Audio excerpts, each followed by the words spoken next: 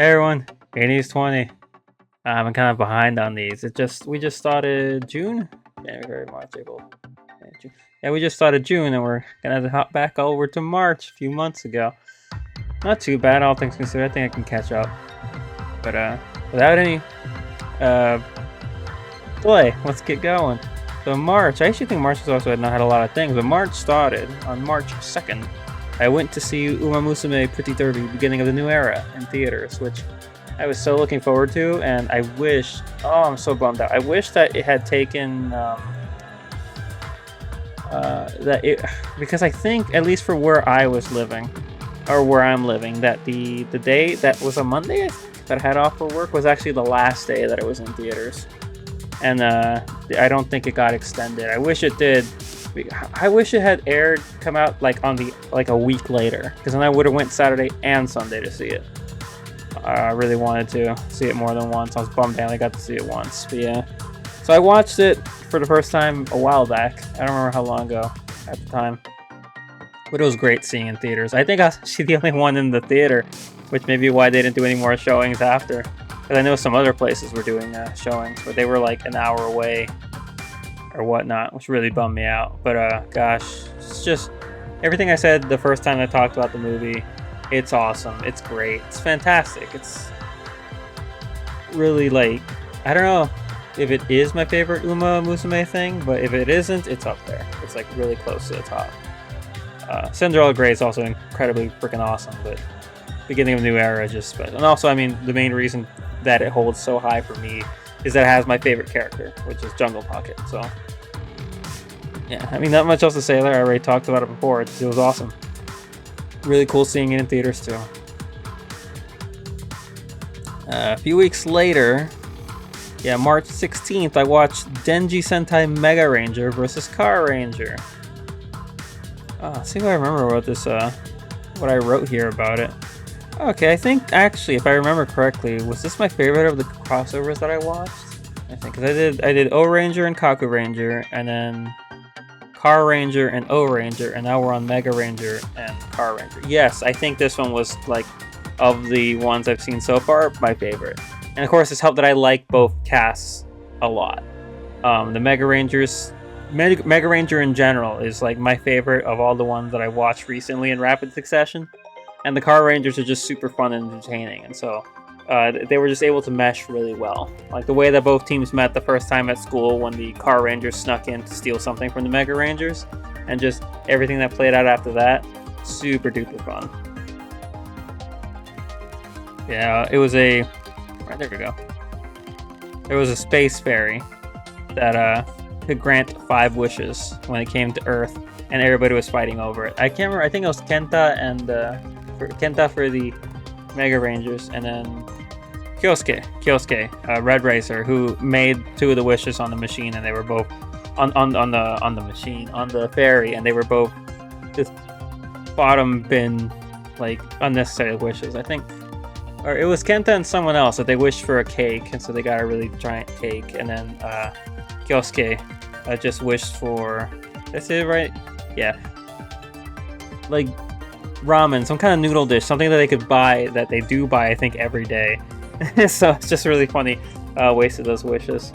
But very entertaining crossover, and I really like the final battle was super cool. The Mega Rangers getting like a unique movie power up. I don't know if that's happened before, because I know there were Sentai movies before here. I think O-Ranger was the last one to have a standalone movie until Ranger. Before O-Ranger, I think all the ones beforehand had movies. But I don't think the idea of like something like a unique power to a movie was something regular in the past. I could be wrong, but because I don't think there was anything special about the O-Ranger movie in terms of how they fought. And in the crossovers, they just use their normal powers and their normal mechs. This one, and then Go-Go 5 versus Gingaman have unique things, and even moving way forward, there's a Decaranger movie where they have a unique power-up for their Zord in that one, so I just thought that was pretty cool that the Mega Rangers get cool unique suits to use for the big final battle at the end of this one. Neat stuff. Just really cool. Like, crossovers are tricky to nail. Not all of them nail it, because once again, Carranger versus O-Ranger. I think a more accurate title for that movie would be Carranger versus O-Red. But O-Ranger vs. Kaguranger was more of a production thing, why it mostly focused on Ninja Red and Ninja White, but everyone was still there. And this one really did feel like a really good meshing of both teams. So that was cool. March 22nd, 2026. Finished Tojima Wants to Be a Kamen Rider. I was not sure for a while if I actually wanted to watch this.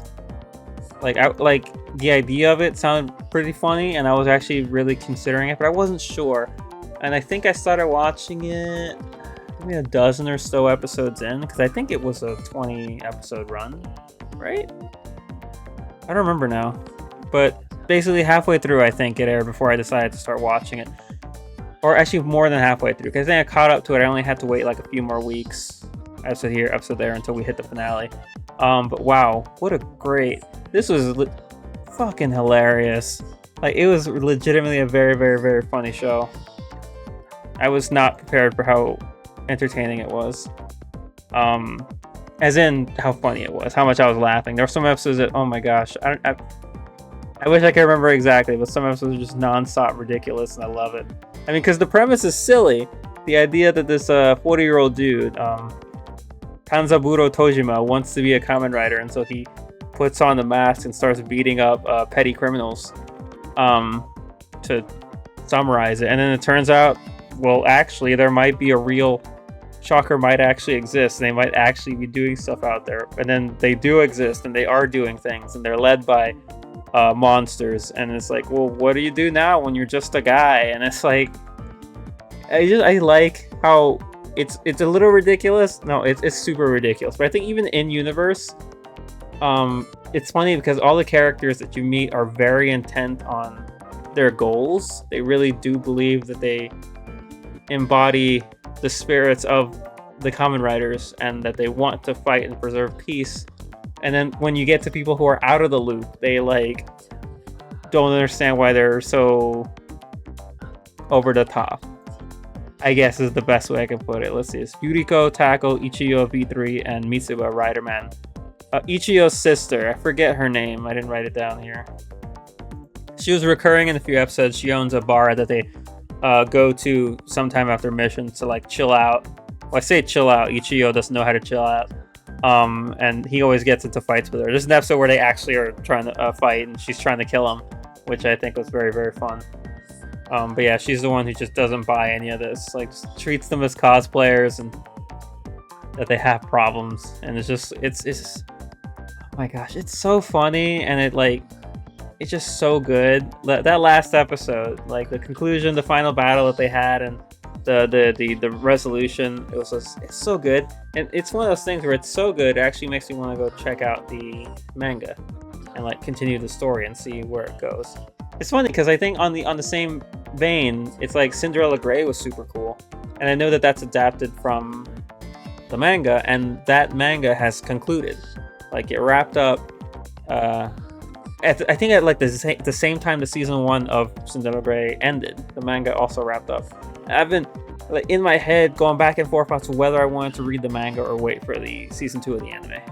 I think I'm kind of gonna go in the middle and read the manga up until the point where season 1 ends. So after Oguri and Tamamo's final race, I'll probably stop there and then wait for season 2. Regardless, this one is so cool, and it makes me want to check out the manga. So I think I'm gonna do that. It just looked cool. The music was great. They had Teddy Lloyd on like all over the OST, and it was just jam after jam, like all the theme songs. Oh, the tournament episode where they were trying to determine who the strongest among them was. Great episode. Great episode. I loved all the fights. It's just really cool. Fights in general were super neat. Just, I don't even know what else to say. It's like, it's as a Kamen Rider fan myself, it's just really funny seeing a show populated by characters who are Kamen Rider fans, and they're taking their fan obsession, if you could call it that, to like the most extreme, but in a scenario where it almost makes sense for it to be this extreme. So it's just really fun. And of course, the other thing is that it's all largely Showa. Like, it is. I don't think they mention anything of for Rider into Heisei from Kuga on. I think everything is specifically focused on Showa. which is fine with me, even though I have not. The only show writer I have experience with is Black. Well, I saw Zoe and Jay. I don't remember them too well. I should watch them again. But still, just I mean, there's some things that are universal, regardless of era. So that was neat. Is this the last thing in March? Yes, this is the last thing in March. Gingaman. It's been a while, huh? Oh my gosh, Gingaman. Seijuu Sentai, Gingaman. Let's see. The Warriors of the Ginga Forest. Ryoma, Hayate, Goki, Hikaru, Saya have to defeat the space pirate Balban, led by Zahab. I was interested in this one because I know, well, I don't know, but I suspected that it's actually quite different from Lost Galaxy. In Lost Galaxy, it was for a long time was my favorite Power Ranger season. It was taught by SPD, but for a long time it was my favorite. And so I was looking into this one. I remember years ago learning that the Japanese original one, Gingaman, had nothing to do with space travel or going to another galaxy or anything like that. The big monsters or the star beasts that turn into their mecha do come from space, and they are protectors of the galaxy essentially, but that's about as far as it goes. And of course the space pirates are space pirates, but beyond that, everything takes place on their planet and their forests and their stuff. So team dynamic was really cool. I think the two interesting parts that stick out to me is Goki, just because he's the big blue guy, and yet he's very emotional. You know, when they lose their home in the first episode, he's the one who's I think the one who's not the only one crying, but crying a lot. He gets really easily not manipulated. Like his emotions come out easily in early stuff, and just it made him really likable in the beginning. It's like a big teddy bear, I guess, is the type of character arc they went with him. He's very fun. He had a recurring story in the episodes with a teacher that he was into. So that was fun to watch develop as it went along. She came back every so often. And Red, Ryoma, was also pretty interesting. He was, I think I wrote it here, he was very pragmatic in a way that I was kind of just surprised by. It's funny because when they become the Gingaman and he is appointed leader, and it's like, what do we do now, you know? Or like whenever they first turn to him for guidance or ideas of what to do next, it's the kind of thing where you would expect the guy to take the wheel for leadership and be like, let's do the thing. But instead, he immediately is like, well, we're not good enough to do this, so we need to be careful about how we do that kind of approach from early on. And it's like, it's a realistic approach because he was never intended to be a Gingaman. It was supposed to be his brother, but they lose him early on. Same with what happens with Leo and Mike in Lost Galaxy. So he kind of has to become Red and try and take on the leader. So that was pretty cool. In fact, take on the role of being leader. Oh yeah, the theme that plays when the Star Beasts are summoned. Yeah, it's obviously in Lost Galaxy. I love when the Galaxy instrumental kicks in when they're summoning the Galacta Beasts. The Star Beasts coming into their song too is very fun. And of course, I knew I was gonna like him. Hyuga coming in as the Black Knight, and specifically because he's introduced first as Bull Black, the Black Knight. Kind of, it's the same, once again, the same relationship that the Magna Defender had with Mike, where it was a different person at first, like a person who's pretty much dead and using Mike's body to move around. It was the same thing here with Bull Black using, I keep forgetting his name, and it was right there, Hyuga's body to move around until they separate, and then Hyuga takes up the sword, literally, as the Black Knight for the rest of the series. He's pretty consistently there, which surprises me. Until, of course, he goes on his own little mini arc with Bukrati, one of the main villains. So there's that. But it was really cool. And I think another cool thing, which builds on Carranger, where Carranger had the little boy that they hung out with a lot, who developed a relationship with Signal Man, like a really good friendship, because I guess he reminded Signal Man of his son. So that was really neat. And his family, I wish, was featured more. I think I said that when I talked about Carranger. His mom and dad, who were really funny in the early episodes and kind of disappeared for the rest of the series, even though the dad is the boss of the place that the Carrangers work at. I went 2 seasons back. Megaranger. Were there recurring characters in Megaranger? Obviously, there was the main team, and then there was was it Kubota? The doctor that I really liked was like a great mentor. I guess there weren't really recurring characters that way, which I think would have helped the finale of that one a lot more if they had a few more recurring students. Because there are a few, but they're barely recurring because they were not in enough episodes. But I feel like this one embraces a much more, kind of like Carranger was a really early version of that. This one is an even more advanced version of that because the little kid whose homestead they live in, which is being taken care of by his dad, the little kid and his dad appear in quite a lot of episodes, especially the kid. That he's practically part of the team, and it's like kind of a modern. That's what the modern series do, with having the team and then having the human or civilian that they regularly interact with, or civilians. Sometimes it's more than one. Most of the time, I think it is. So that was something really cool to see, that mechanic, because it was done pretty well in Carranger. And they did it even better here. It was like a natural evolution, even though we're skipping over Megaranger.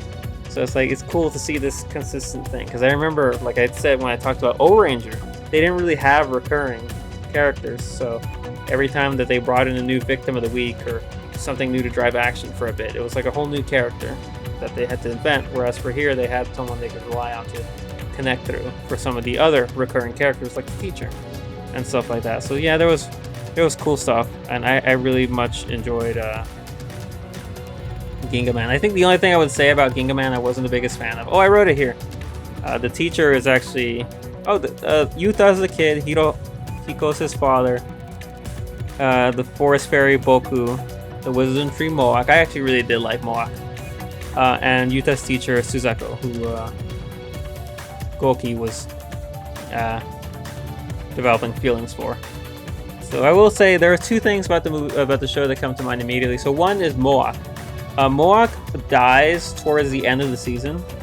And I was like, oh, that sucks. Like, the way that it was done was really good. But it sucks because I like Moak as a leader for them, as a mentor. You know, he's like a big tree with a face, and it looks silly. He was actually really cool, you know.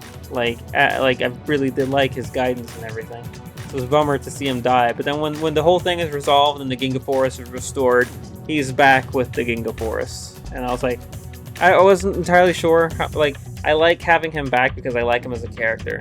But, like, kind of undoing his death was a little bit, for me. You know, so like, I think I ultimately settled on being happy, but it's definitely a point. And the other thing is that the finale really didn't feel super intense, I guess. There's a few weird things about Zehab and Balban. Specifically that they spend, I think, 30 episodes trying to wake up their fortress. They finally wake it up, and then they send it off on a battle by itself to get destroyed. Just like that, like they leave it alone. With the idea, I guess, being that another one will be born that they could then take care of, which the last, like, 15 episodes are about trying to create the new one, or speed up its birth so that they could pilot that one instead. And I'm like, what was it worth just, like, intentionally sending your other one to get destroyed? Like, I don't know, it's just a weird thing. They spend so long trying to get this thing back and then just to blow it up almost immediately. And I guess the idea is that either it blows up and they get a stronger one, or it defeats the Gingaman and they win. But it's still a bit weird. And the ultimate conclusion, I think the way that a lot of the final villains were taken out, even though one of them was just eaten by the monsters, so the team didn't even fight them. So Zehab, the final battle with Zehab is like really minimal, because, and I think the issue with it is that for the last 10 episodes, I think, Hyuga is taken out of commission. He's removed from the team and from the story, along with Gotaurus, his Star Beast. And the reason is that Gotaurus has been captured by Bucartis, so Bucartis is trying to force Hyuga to do certain things to kill Zehab, because Zehab killed Bucartis' granddaughter, I think it is, one of the villain faction leaders. And so he wants revenge, basically. And so he wants to get revenge through Hyuga by instructing Hyuga how to use this special axe to kill Zehab in a way that you can apparently, it's the only way you can kill Zehab. And it's this whole thing. really dramatic thing. Booker blows himself up and all this stuff, and it's like, whoa, that was intense. So Hugo goes into the final battle with the axe to take out Zahab, and then the axe gets broken and Hugo gets totally defeated.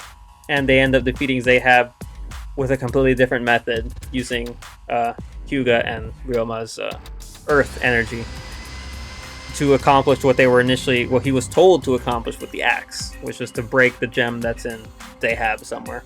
And I was like, it felt strange because like they spent so much on Hyuga's training with Booker-T's, and it ended up not being useful at all. And the big thing was that Hyuga gave up his earth energy to wield the axe, and then he gets his earth energy back after the axe is destroyed, thanks to Ryoma, so that they could defeat Zahab. So that's like literally the biggest thing I have with the show that really just kind of makes me think there must have been a better way to do that. It's just the endings and that the final battle with the Zahab and all that stuff. I think it's just, I think about it in my head, the final battle with Drakina and Leo going full point blank battleizer blast and thinking that was super awesome. But you know, I mean, it's a different tone. Ultimately, the victory was achieved and everyone wound up happy, and it was a good ending. And Hyuga gets his earth energy back. He go back to the Ginga Forest, so I guess that's nice. I guess just the mechanics of how they got there were a bit wonky, but that was still a solid season. I don't think I have this one on my chart. But anyway, yeah, so that brings us to the end of March. Yeah, after that we go right into April. So not a lot was going on in March. I forgot that we're doing there's no spoiler alert anymore, so I didn't really go into spoilers for Tojima, because in my head I was like, don't spoil it. And I'm like, well, I mean, I can. Not that there's anything I can really spoil that's super in depth. Like, I don't think there's any twists. It's like the twist is in the premise. You know, it's like, because the characters find out Shocker's real and that blows their minds. But you, I think, already know going into it that it is, because that's part of the premise. And beyond that, it's just the interaction with the monsters, which I thought was pretty cool. Especially the way they developed the spider monster. Forget that guy's name, but that was pretty neat. And the Batman, the Spider-Man and the Batman. The Batman was... All I say is I'm really glad Tojima blew him up. At least I assume he blew him up, because fucking... God, I hated that guy. Anyway, good month in March. Good stuff. Not a lot, but all really good. Like, oh man. I know they'll probably never happen again, but man, I would love to see Beginning New Era in theaters again. Also, one last thing. Oh my gosh, I regret, because for the climax, the final race between Jungle Pocket and Opera, like right Opera O, that race, like the entire race, and I think a little bit before that, I really had to go to the bathroom. I really did. I knew that if I got up and came back, it'd be over. So I just had to lock in and try to enjoy that climactic race as best I could. I couldn't make it through the credits, which really sucks, because I like listening to Umapuyo Legend. Umapuyo Legend. Right? That's the song title, I believe. I love listening to it. I didn't get to hear the full song because I was like, I gotta go. So that was the most unfortunate thing about that showing. Is why I wish I could have seen it again. Yeah, anyway, that's March. Good time, good fun. Watch Tojima, read Tojima if you want to have a good time. So anyway, that's all I got for this. Next time we'll go into April. So until then, everyone, hasta.